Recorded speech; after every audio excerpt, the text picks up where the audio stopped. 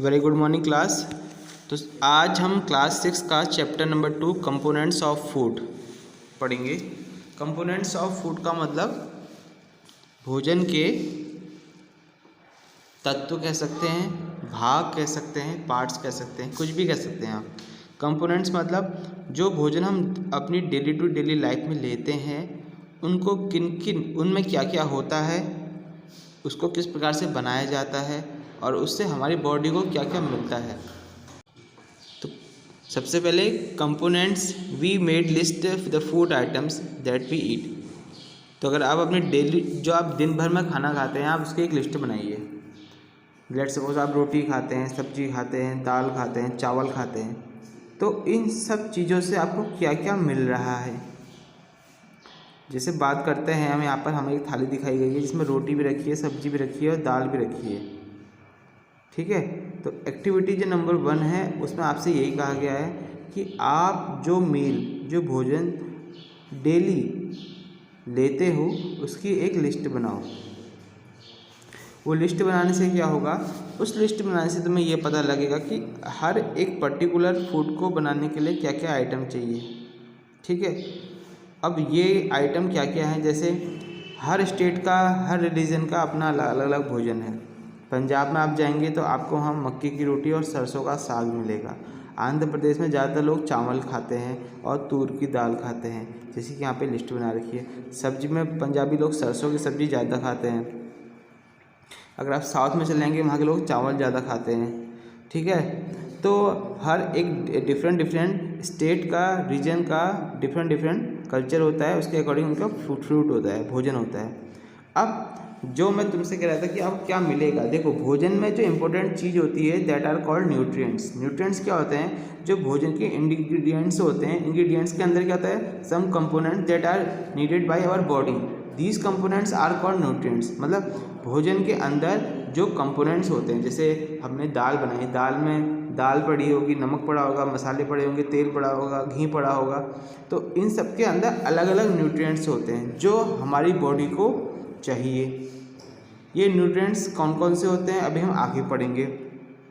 ठीक है, जो ये मेजर न्यूट्रिएंट्स होते हैं in our food are named, क्या क्या नाम है इनको, carbohydrate, protein, fat, vitamins, minerals, they all are the nutrients. जो हम भोजन लेते हैं, जो अगर आप बैलेंस डाइट लेते हो तो आपको ये सारे न्यूट्रिएंट्स प्रॉपर आप तक पहुंचते हैं। बट अगर आप बैलेंस डाइट नहीं लेते हो तो ये जो न्यूट्रिएंट्स होते हैं, कार्बोहाइड्रेट्स हो गया, प्रोटीन हो गया, मिनरल्स हो गया, ये आपकी बॉडी को नहीं पहुंच पाते तो आपकी बॉडी कमज़ोर होने लग जाती है। ठीक है, सबसे पहला जो मेजर न्यूट्रिएंट्स है उसको वो है कार्बोहाइड्रेट। कार्बोहाइड्रेट क्या होता है, बेसिकली जो होता है ये आलू, जैसे हम लोग हमारे लगभग डेली किसी न किसी भोजन में कैसे ना कैसे आलू आता है, क्योंकि आलू में क्या होता है, स्टार्च होता है और शुगर होती है। इसलिए मोटे लोगों को कहते हैं आलू नहीं खाना चाहिए। क्यों, उनकी बॉडी में क्या बढ़ेगा, शुगर लेवल बढ़ेगा, उससे क्या होगा, उनको शुगर भी हो सकता है और फैट भी इंक्रीज होता है। क्योंकि कार्बोहाइड्रेट से क्या होता है, हमें सबसे ज़्यादा मात्रा में शुगर और स्टार्च मिलता है। ठीक हो गया, इससे हमारी बॉडी को एनर्जी भी मिलती है और हमारी बॉडी का फैट भी बढ़ता है।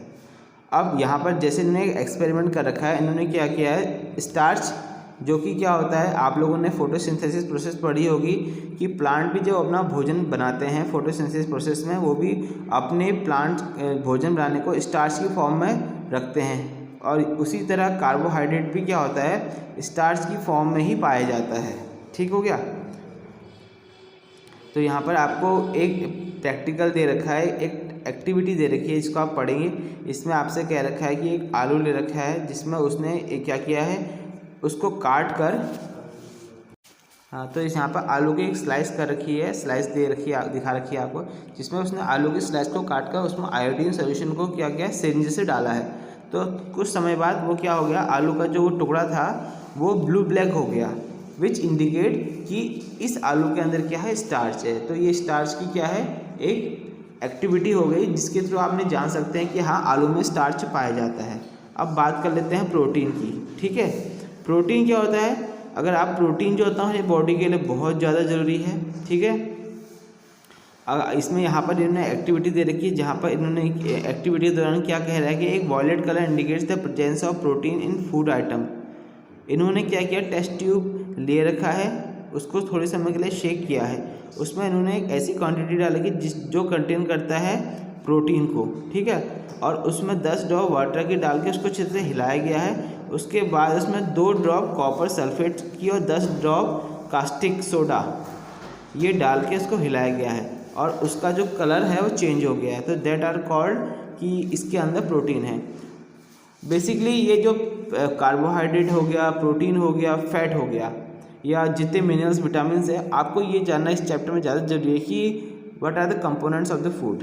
देखिए, तो हम यहाँ पर जो एक्टिविटी दिखा रखी है वो सिर्फ ये टेस्ट कर रही है कि हाँ किस फूड आइटम में कौन सा न्यूट्रिएंट्स मौजूद है। अब जैसे कि फ़ैट की बात आती है, जो फैट होता है वो ऑयल में पाया जाता है, नट्स में पाया जाता है, ठीक है। जिन जिन चीज़ों से ऑयल निकलता है उन सब में फ़ैट होता है, जाके नट हो गया, तिल हो गया, ग्राउंड नट्स हो गए, ओके।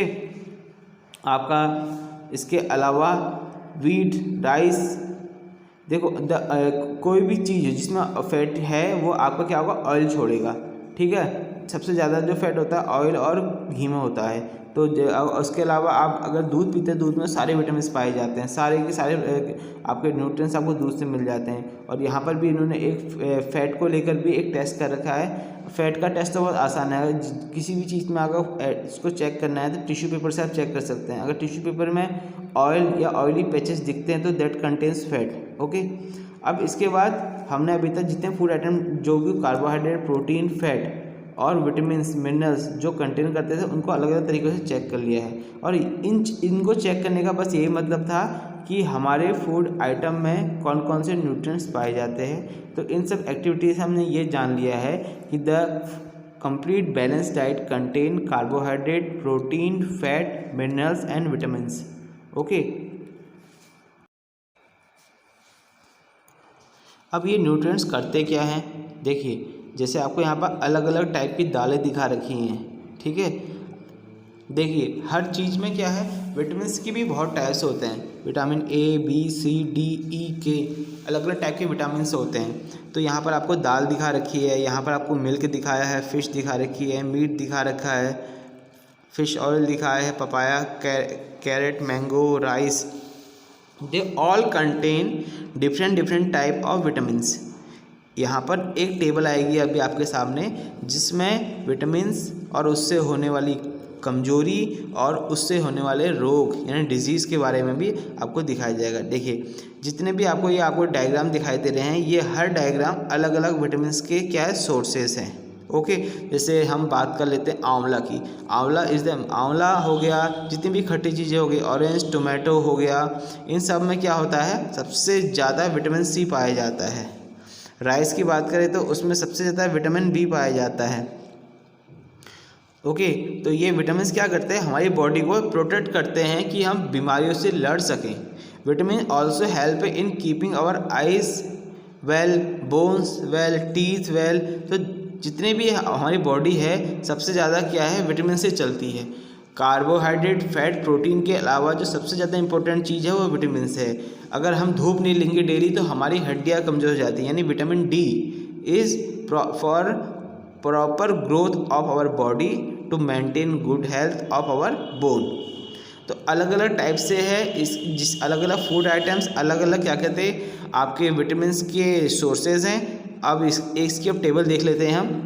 देखिए बात कर लेते हैं, टेबल देखने से पहले कुछ इंपॉर्टेंट चीज़ें जैसे बैलेंस डाइट क्या होती है। देखिए बैलेंस डाइट मैंने आपको पहले बता दिया, ऐसी डाइट जिसके अंदर आपके सारे न्यूट्रिएंट्स मौजूद हो, मतलब आप प्रॉपर मात्रा में कार्बोहाइड्रेट भी ले रहे हैं, फैट भी ले रहे हैं, विटामिन्स भी ले रहे हैं, प्रोटीन भी ले रहे हैं, मिनरल्स भी ले रहे हैं। तो जिस फूड आइटम में, जिस थाली में ये सारी चीज़ें मौजूद होंगी ना, उस ऐसी डाइट को बोलते हैं balance diet. Next word is obesity. Obesity किसे कहते हैं, जब हम ऐसा भोजन लेने लग जाते हैं जो कि फैट रिच फूड होता है, यानी हमारे शरीर में फैट की मात्रा बढ़ने लग जाती है और हमें मोटापा चढ़ जाता है, तो उस कंडीशन को हम ओबेसिटी बोलते हैं, ओके। इसके बाद जो नेक्स्ट टॉपिक है आपका डेफिशिएंसी और डिजीज़। डेफिशिएंसी और डिजीज़ के लिए आपके लिए सामने यहाँ पर एक टेबल आएगी जिसमें हर एक विटामिन और उससे होने वाले रोग और उसके सिम्टम्स जैसे कि आपको दिख जाएंगे। जैसे पहला वाला है विटामिन ए। विटामिन ए हमारी आँखों के लिए बहुत ज़रूरी होता है। जब हमारे शरीर में विटामिन ए की कमी हो जाती है तो हमें दिखाई देना कम हो जाता है, लॉस ऑफ विज़न हो जाता है, कभी कभी कम्प्लीटली लॉस ऑफ विज़न भी हो जाता है। विटामिन बी वन जब हमारे शरीर में कम होने लगता है हम बहुत जल्दी थकने लग जाते हैं, हमारी मसल्स कमज़ोर होने लग जाती है, हमें हर काम में थकान जल्दी लगने लग जाती है, इससे हम बेरी रोग होता है। इसी तरह विटामिन सी की कमी से हमें स्कर्वी रोग होता है, विटामिन डी की कमी से रिकेट्स होता है, और आपको इसी तरह आयोडीन की कमी से हमें एनीमिया हो जाता है। तो बहुत सारी विटामिन है उनसे होने वाली बीमारियां हैं जो कि यहाँ पर है। अब बात करते हैं एक्सरसाइज की। तो इसमें सारे क्वेश्चन आंसर हैं, हम क्वेश्चन आंसर को करेंगे। तो आप एनसीईआरटी की साइट में जाइएगा, मेरी जो साइट है www.lalitncert.online, वहाँ पर आपको इसके सारे सोल्यूशन मिल जाएंगे। तो यहाँ पर जो एक्सरसाइज है इसका पहला क्वेश्चन देखिए जरा, the major nutrients in our food, हमारे खाने में कौन कौन से मेजर न्यूट्रिएंट्स पाए जाते हैं। स्टार्टिंग से हम बात करें carbohydrate, protein, fat, minerals, vitamins, ये सारे के सारे जो है मेजर न्यूट्रिएंट्स ही हैं। सेकंड क्वेश्चन में आपको बताना है the nutrients which mainly give energy to our body, carbohydrate and protein. The nutrient that needed for the growth and maintenance of our body, protein. A vitamin required for maintain good eyesight, vitamin A. A minerals that is required for keeping bones healthy, vitamin B, vitamin D. तो जितने भी question answer हैं इनका solution next page में है, चलिए देखते हैं। तो ये अब अपनी साइट में आ चुके हैं www.lalitncert.online, और ये रहा चैप्टर 2 का एनसीईआरटी सॉल्यूशन। इसमें सारे के सारे एनसीईआरटी के क्वेश्चन विद आंसर हैं। आप यहाँ पर जाके एनसीईआरटी के सॉल्यूशन को आसानी से देख सकते हैं और समझ सकते हैं। ओके बच्चों, तो देखो जैसे पहला वाला क्वेश्चन है, दूसरा क्वेश्चन है, तीसरा है, चौथा है, ये सारे क्वेश्चन आपके एनसीईआरटी चैप्टर के ही हैं। ओके, अगर आप नीचे को बढ़ते हो तो देखिए पहला, दूसरा, तीसरा, चौथा, ऑल, क्वेश्चन नंबर 5,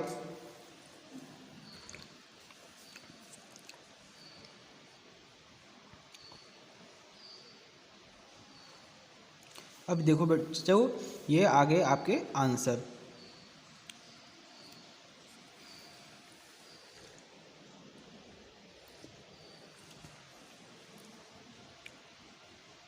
जैसा कि मैंने बताया था पहले वाले क्वेश्चन का answer carbohydrate, protein, fat, vitamins, minerals, all are the major nutrients in our food. Second question carbohydrate and fat, पहले वाले का आंसर। दूसरे वाले का प्रोटीन एंड मिनरल्स, तीसरे वाले का विटामिन ए, चौथे वाले का कैल्शियम।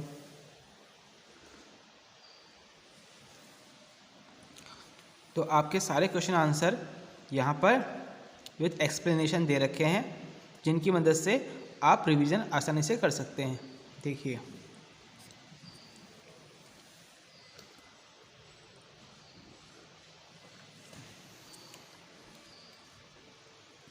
पहला वाला रॉन्ग है, बाकी नीचे के 3 राइट हैं। और ये fill in the blanks question number 5 आपके सामने है। रिकेट्स पहले वाले का है, दूसरे वाले का विटामिन बी है, तीसरे वाले का स्कर्वी है, चौथे वाले का विटामिन ए है। हम जानते हैं विटामिन डी की कमी से रिकेट्स हो जाता है, जिससे हमारी बोन्स बहुत जल्दी बिकम सॉफ्ट एंड बेंट हो जाती हैं। विटामिन B1 की कमी से जो होता है हमारे को बेरी रोग होता है। विटामिन सी की कमी से हमें स्कर्वी रोग होता है, और रात को ना दिखना विटामिन ए की कमी में आता है। तो बच्चों ये रहा कंप्लीट चैप्टर नंबर 2। अब मिलेंगे नेक्स्ट वीडियो में। Thank you.